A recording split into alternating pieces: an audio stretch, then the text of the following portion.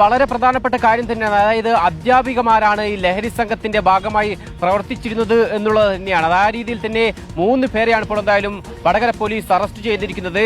ഇന്നിപ്പോൾ 3ാമത്തെ ആളുടെ കൂടി അറസ്റ്റ് രേഖപ്പെടുത്തിയിരിക്കുന്നു. ഇതിൽ 3-ൽ ഒതുങ്ങുമോ എന്നുള്ളതാണ് ഏറ്റവും പ്രധാനപ്പെട്ട ചോദ്യം. നമുക്കറിയാം, നേരത്തെ തന്നെ ആദ്യഘട്ടത്തിൽ അറസ്റ്റിലാവുന്നത് കീർത്തനയാണ്. കീർത്തനയെ ചോദ്യം ചെയ്തതിൽ നിന്ന് ഇത്തരത്തിൽ കാവ്യയെക്കുറിച്ചുള്ള വിവരം ലഭിക്കുന്നു.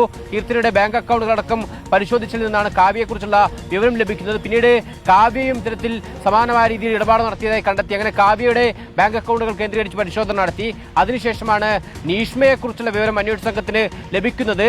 എന്തായാലും നീഷ്മയിൽ ഒതുങ്ങുമെന്ന് ഇപ്പോഴും പറയാൻ സാധിക്കില്ല. കൂടുതൽ പേർ ഈ ലഹരി സംഘത്തിന്റെ ഭാഗമായി പ്രവർത്തിച്ചിരുന്നു എന്ന് തന്നെയാണ് പോലീസും വ്യക്തമാക്കുന്നത്. മാത്രമല്ല, ഇതിന്റെ ഉറവിടമടക്കം ഇനി കണ്ടെത്തേണ്ടതുണ്ട്. ഈ പറയുന്നത് പോലെ കാവ്യയും കീർത്തനയും നീഷ്മയും ഒക്കെ ഇതിന്റെ സാമ്പത്തിക ഇടപാടിന് സഹായം ചെയ്തവരാണ്.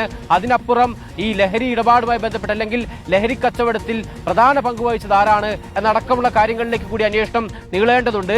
വടകരയിൽ ഒരു MDMAയുമായി യുവാവ് പിടിയിലായതിന് പിന്നാലെയാണ് ഇത്തരത്തിൽ അധ്യാപകരുടെ അല്ലെങ്കിൽ അധ്യാപികമാരുടെ ലഹരി സംഘവുമായുള്ള ബന്ധം പുറത്തു വരുന്നത്.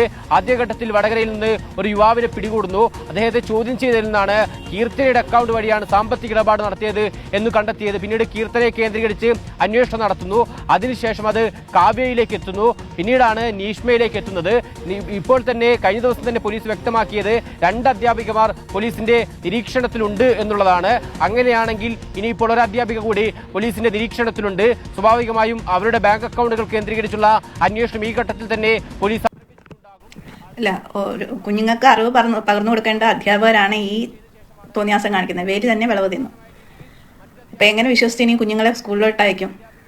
സാർമാരാണേലും ടീച്ചേഴ്സ് ആണേലും ഇപ്പം കുട്ടികളെ ഉപദ്രവിക്കുന്നത് വെറും മാടിനെ ഉപദ്രവിക്കുന്ന തരത്തിലാണ് ഉപദ്രവിക്കുന്നത് കുട്ടികളെ.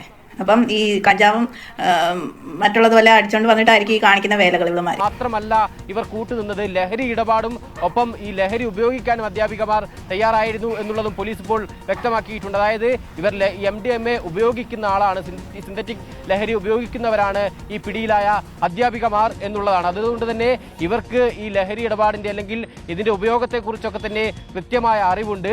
ഇനി ഏറ്റവും പ്രധാനപ്പെട്ട കാര്യം, പിടിയിലായത് അധ്യാപികമാരാകുമ്പോൾ ഇതിന്റെ കണ്ണികളാക്കിയല്ല ഇതിന്റെ ഇരകളാക്കിയതിൽ കുട്ടികളോ വിദ്യാർത്ഥികളോ ഉണ്ടോ എന്നുള്ള വളരെ പ്രധാനപ്പെട്ട ചോദ്യം